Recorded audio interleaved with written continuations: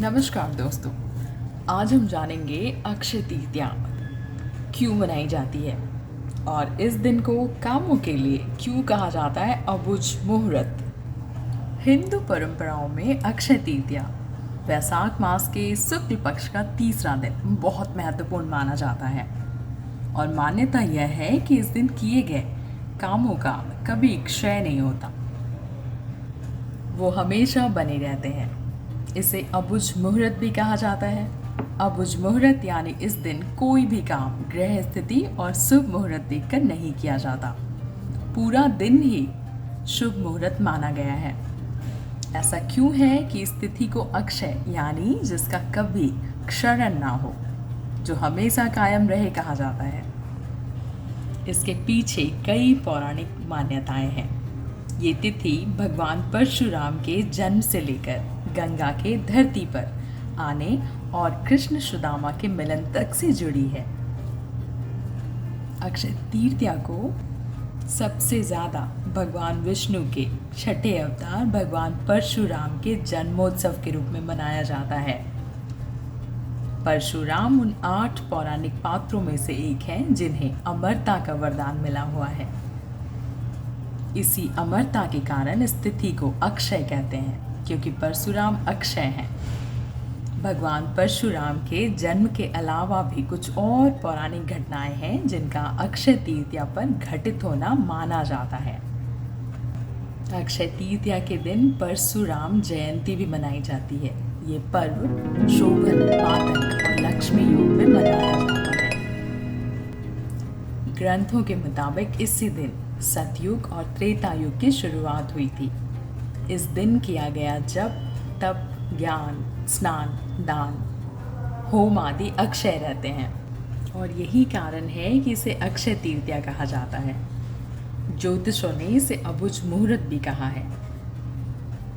इस दिन चूंकि भगवान परशुराम का जन्म हुआ था, इसलिए इसे परशुराम तीज भी कहते हैं। इसी दिन भगवान विष्णु ने नर और नारायण के रूप में अवतार लिया था। ये हमारे पितरों की तृप्ति का भी पर्व है। पूरी की ज्योतिष कहते हैं कि इसी दिन बद्रीनाथ धाम के पट खुलते हैं। अक्षय तृतीया पर तिल सहित कुश के जल से पितरों को जलदान करने से उनकी अनंत काल तक तृप्ति होती है। इस तिथि से ही गौरी व्रत की शुरुआत होती है, जिसे करने से अखंड सौभाग्य और समृद्धि मिलती है। अक्षय तृतीया पर गंगा स्नान का भी बड़ा महत्व है। इस दिन गंगा स्नान करने या घर पर ही पानी में गंगा जल मिलाकर नहाने से हर तरह के पाप खत्म हो जाते हैं। इस शुभ पर्व पर तीर्थ में स्नान करने की परंपरा है।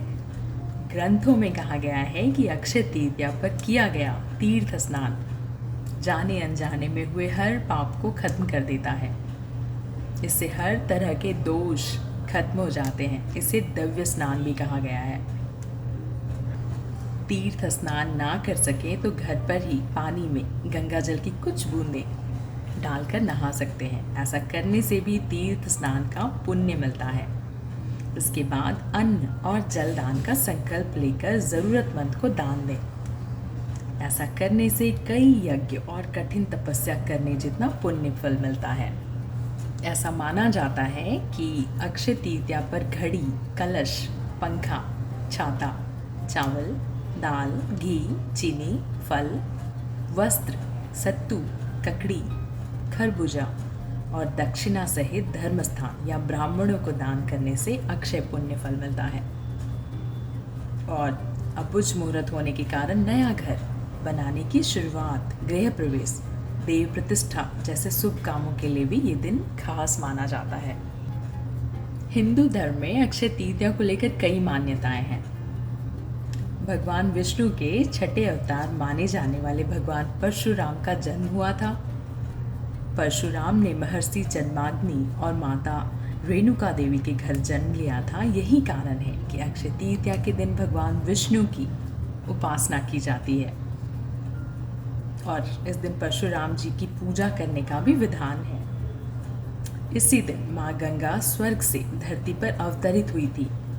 राजा भगीरथ ने गंगा को धरती पर अवतरित करने के लिए हजारों वर्ष तक तप कर उन्हें धरती पर लाए थे। इसी दिन पवित्र गंगा में डुबकी लगाने से मनुष्य के सारे पाप नष्ट हो जाते हैं। इस दिन माँ अन्नपूर्णा का जन्मदिन भी मनाया जाता है। इस दिन गरीबों को खाना खिलाया जाता है और भंडारे किए जाते हैं। माँ अन्नपूर्णा के पूजन से रसोई और भोजन में स्वाद बढ़ जाता है। अक्षय तृतीया के अवसर पर ही महर्षि वेद व्यास जी ने महाभारत लिखना शुरू किया था। महाभारत को 5वें वेद के रूप में माना जाता है। इसी में श्रीमद् भागवत गीता भी समाहित है। अक्षय तृतीया के दिन श्रीमद् भागवत गीता के 18वें अध्याय का पाठ करना चाहिए।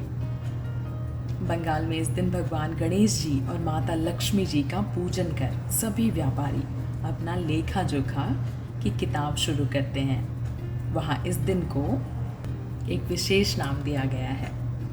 भगवान शंकर जी ने इसी दिन भगवान कुबेर, माता लक्ष्मी की पूजा अर्चना करने की सलाह दी थी, जिसके बाद से अक्षय तृतीया के दिन माता लक्ष्मी की पूजा की जाती है और यह परंपरा आज तक चली आ रही है। अक्षय तृतीया के दिन ही पांडव पुत्र युधिष्ठिर को अक्षय पात्र की प्राप्ति हुई थी और हम जानते हैं कि इसकी विशेषता यह थी कि इसमें से कभी भी भोजन समाप्त नहीं होता था। अक्षय तृतीया के दिन शुभ कार्य करने का विशेष महत्व है। इस दिन कम से कम एक गरीब को अपने घर बुलाकर सत्कार पूर्वक उन्हें भोजन अवश्य कराना चाहिए। गृहस्थ लोगों के लिए ऐसा करना जरूरी बताया गया है और मान्यता है कि ऐसा करने से उनके घर में धन धान्य में अक्षय बढ़ोतरी होती है। अक्षय तृतीया के पावन अवसर पर हमें धार्मिक कार्यों के लिए अपनी कमाई का कुछ हिस्सा दान करना चाहिए। ऐसा करने से हमारी धन और संपत्ति में कई गुना इजाफा होता है।